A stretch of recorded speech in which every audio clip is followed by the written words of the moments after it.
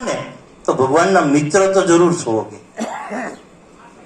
હું આજે ભગવાનને પ્રાર્થના કરતો હતો અને ભગવાને મને સરસ મજાના બૂટ આપ્યા. તમે મારા ભગવાન છો. ભગવાન બનવું જાજુ છેટું નથી, બહુ આઘું નથી. અને આમ કરતો છોકરો વળી ઝંડા વેચતો વળી નાચતો અને એ શેઠ ને બાજુમાંથી નીકળી. તો આ ભગવાન બનવા માટેની વાત.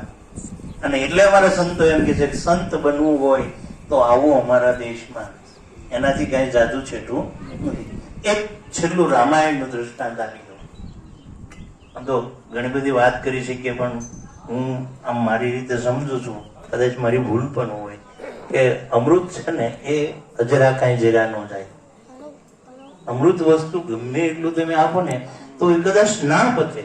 બહુ એનો તમે ધધળિયો કરો તો થોડું મીઠું લાગે. સત્યનારાયણ ભગવાનનો બધું દ્રષ્ટાંત આપે, પણ ઘરે તમે એવા ભાવથી બનાવો ને તો સત્યનારાયણ ભગવાનનો શીરો એનાથી સારો થાય, જે કથાના ભાવથી બનાવો તો, અને બધાને ઘરના એ ભાવથી ખવડાવો તો. આ તો પરાણે બનાવો એટલે એ મીઠો થતો. બધા દ્રષ્ટાંત આપે ભાઈ થોડું મીઠું લાગે. એમ આ વાણી છે ને એ થોડી મીઠી, અમૃત વાણી છે, થોડી મીઠી લાગે. રામાયણની અંદર છેલ્લું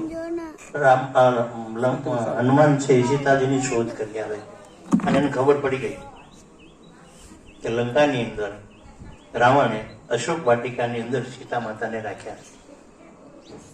હવે એ જવા માટે તો એને રામ સેતુ બાંધવાનો હતો, બીજું કઈ કરવાનું હતું નહીં. એટલે રામે હાજે બધાને ભેગા કર્યા, જાંબુવનને બોલાવે. જાંબુવન એ વખતનો સૌથી ડાયો માણસ, સૌથી વૃદ્ધ માણસ.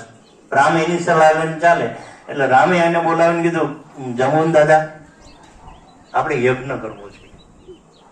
આ પુલ બાંધીએ ને એ પેલા એક યજ્ઞ કરવો છે, અને યજ્ઞ કરવા માટે તો શિવ યજ્ઞ કરવો જોઈએ ને, એટલે એના માટે તો કોઈ એવો સાધુ જોઈએ, એવો બ્રાહ્મણ જોઈએ કે એને બધી એ વિધિ પાવતી હોય. તો એવો એ વખતે પ્રખર કોઈ આવો યજ્ઞ કરનારો કોઈ માણસ હોય તો રાવણ હતો.